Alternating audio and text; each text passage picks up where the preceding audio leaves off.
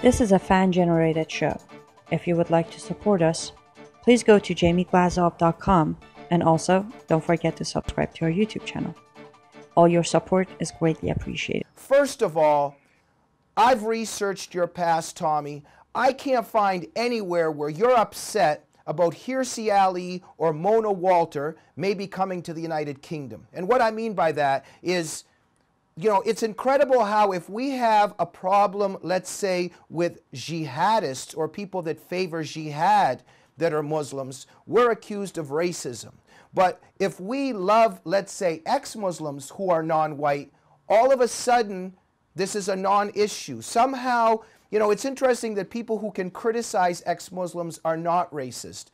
But this stigma of racism that now is used as a slander against patriotic people. So with you, for instance, you've made it very clear many times that you always hated racism and racists, and you also never wanted them in the EDL.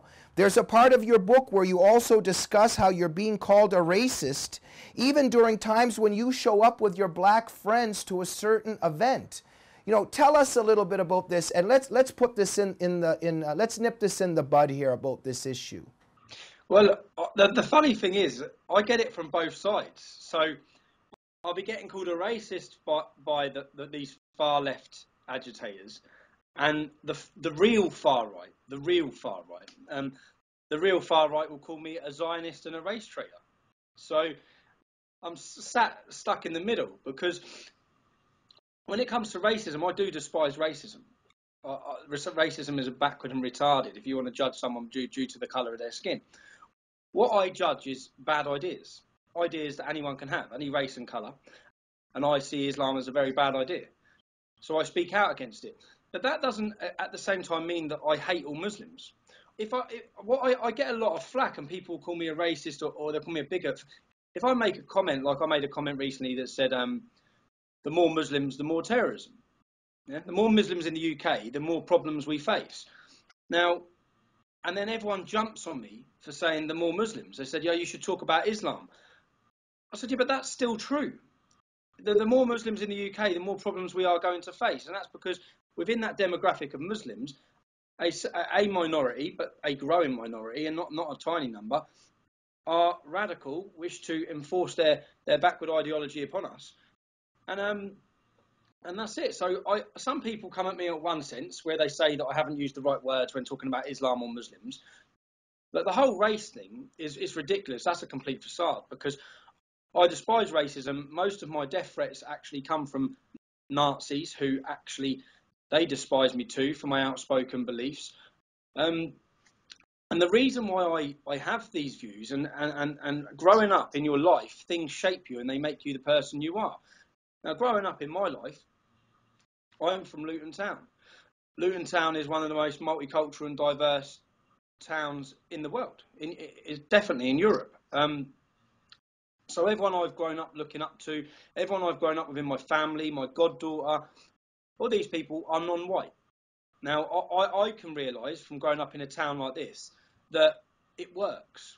That works. What doesn't work is an ideology, because the one group within my hometown of Luton, the one group of people who have not integrated, who have not assimilated, who do not act in the same way as all the other cultures and faiths, is Islam. It is the followers of Islam. So, yeah, to put it to bed, I hate racism. I've never said anything in my life that's racist. As you pointed out, as my book points out, many of my friends and the people I love are non-white. And that's where I'm at. But because of that, I get it from either side, because there's this, I'm called a Zionist, I'm called a race traitor, because I promote. If you watch the first Pegida UK demonstration, the first one we had, which was last month, or the month before, the first one we had, our first speaker was an ex-Muslim who is a Pakistani, and I got a lot of flack from that demonstration, because that Pakistani bought his Pakistani flag. Now, I wasn't going to tell him. He was there to talk about leaving Islam, to talk about the problems he faced leaving Islam, to talk about the freedom in this country.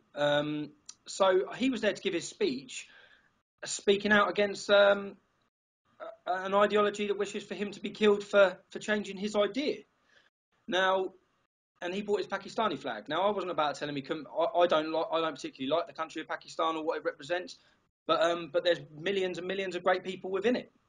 So, and he's one of them. So, yeah, I get it from both sides. I get it from both sides because I also, some people were trying to direct the English Defence League for years down a different path than I wanted it. Many other organisations like ourselves wouldn't have a Star of David at their demonstrations. I fly the Star of David whenever I want, and I'm a full supporter of Israel's right to defend themselves and the Jewish people to have a homeland. So that's why I get called a Zionist.